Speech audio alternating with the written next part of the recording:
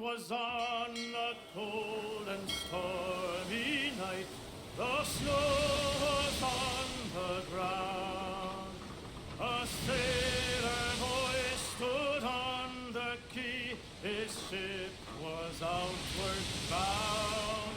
His sweetheart standing by. You blink and find yourself standing in the knee-high grass of an endless field, with the day just falling into dusk. Then, the earth falls away. The wind ceases, and you are sent tumbling up into the dark of the sky. Watcher. The voice of the Pallid Knight shakes the earth at your feet. You have returned to Berath's realm, your soul once more called to attend the wishes of the God of Death.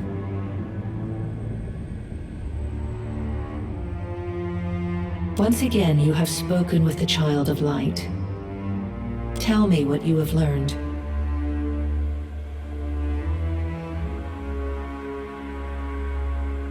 My patience is not infinite, and your soul is but one breath in a hurricane that I control.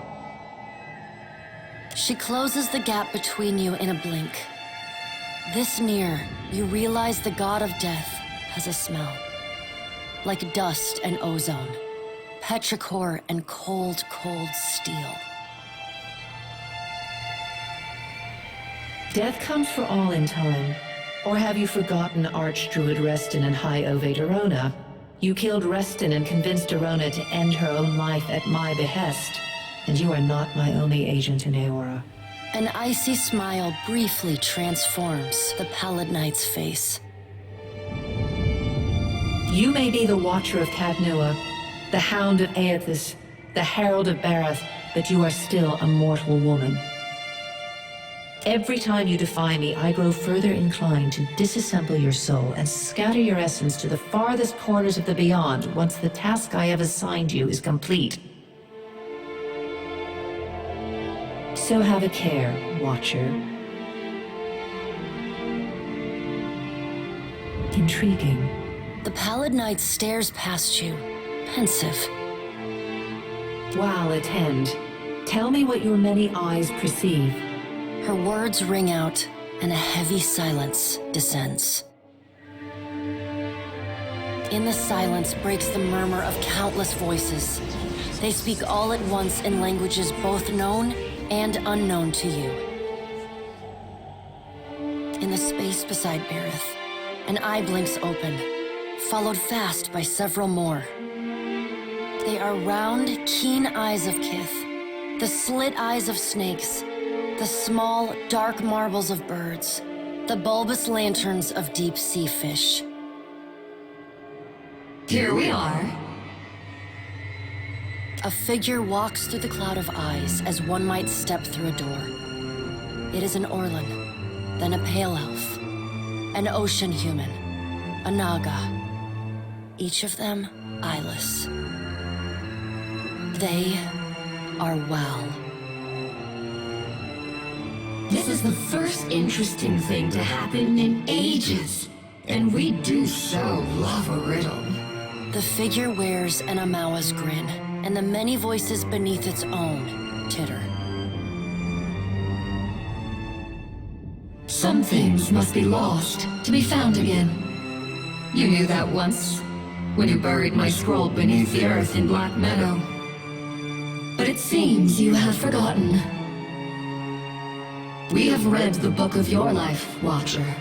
It is heavy with the weight of your choices, and its pages are not unmarred by the blood of others. You reap, but on a smaller scale. We see between the strings of the world, and Aethys is there, strumming them like a lute. His tongue is still, yet he sings of a coming joy.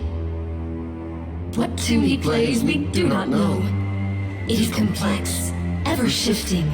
One moment vibrating in harmony, the next in discord. A man strides through the door to Berath's realm.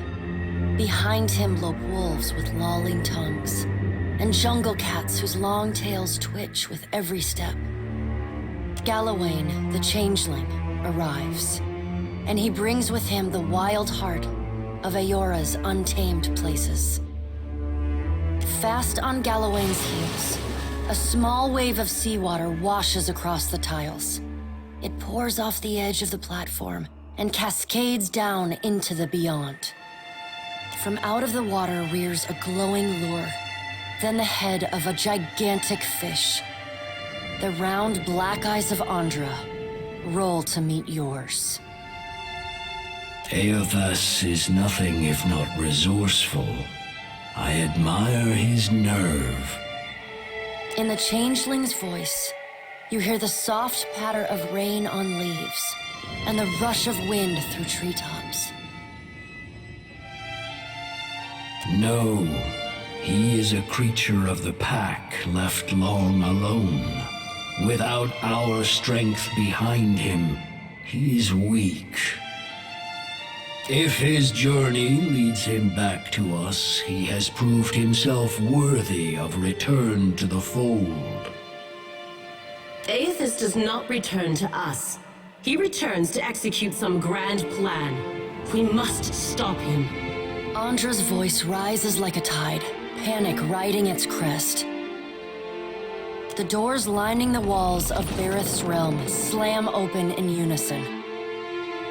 Warped pieces of ancient armor and the remnants of discarded weapons roar through the doorways. They meet in the center of the room, in a shower of sparks, and form the vague figure of a man. Finally, a blacksmith's sledge hurtles past your shoulder, and the figure snatches it from the air. A man made half of metal and half of ruined skin stands before you. The rounded metal of a well-worn shield makes up most of his skull, his right eye socket, and jaw. His mouth is pulled forever into a half-grimace. If Eothas has something foolish planned, perhaps we can turn him from that path and set him down a more productive one. Abydon's words crash and screech together, like long steel gears forced to movement for the first time in centuries. Abydon speaks with a child's naivety. He violates not their realms, but mine. I feel his urgency in every stamp of his feet along my spine. I will send tsunamis to slow him, if Magran would stir the earth beneath Magran's teeth. The water at your feet recedes. Lava oozes up through the shallow water, and a woman made from the guts of the earth emerges. She settles her characteristic broadsword on her shoulder and sighs a cloud of smoke and ash.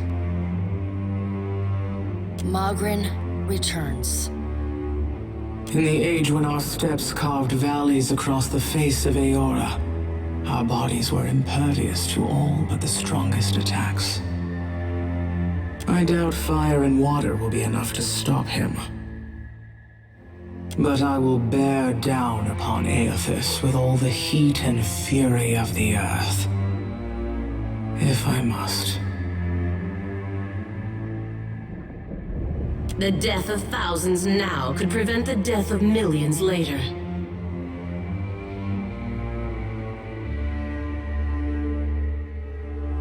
Dark, inky tears fall from Ondra's eyes. Sacrifices of the few protect the futures of the many. You cannot let your petty mortal feelings blind you to the urgency of the dilemma Aethys has thrust upon us. You will mind upon whose ground you tread. The pallid night watches you with keen, predatory eyes. The deep, bellowing cry of an aurochs shakes the ground beneath your feet. The cry drones on and on, a moan without end. Wael's many eyes squeeze shut. Ondra slips back beneath her waves. Magran dissipates in a swirling cloud of steam. Galawain's beasts cower and whine.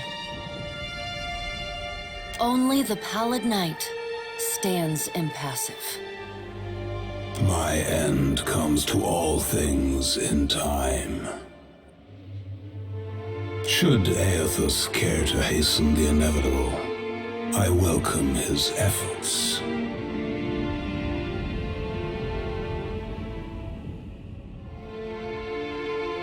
Aethys seeks a slate wiped clean.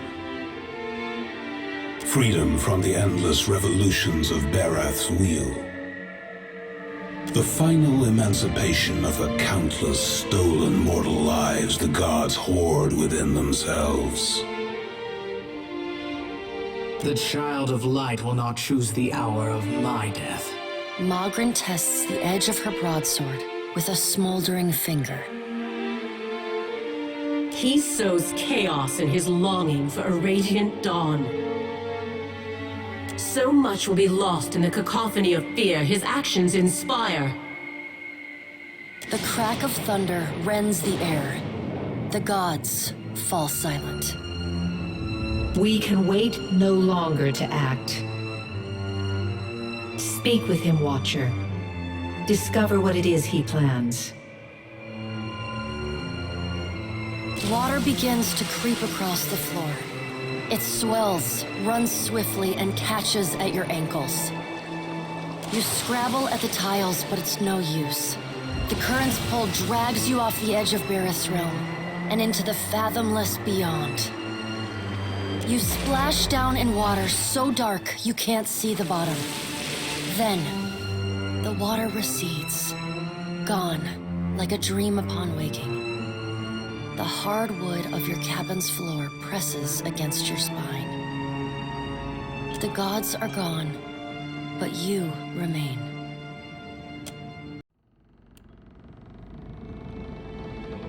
I'd be glad to.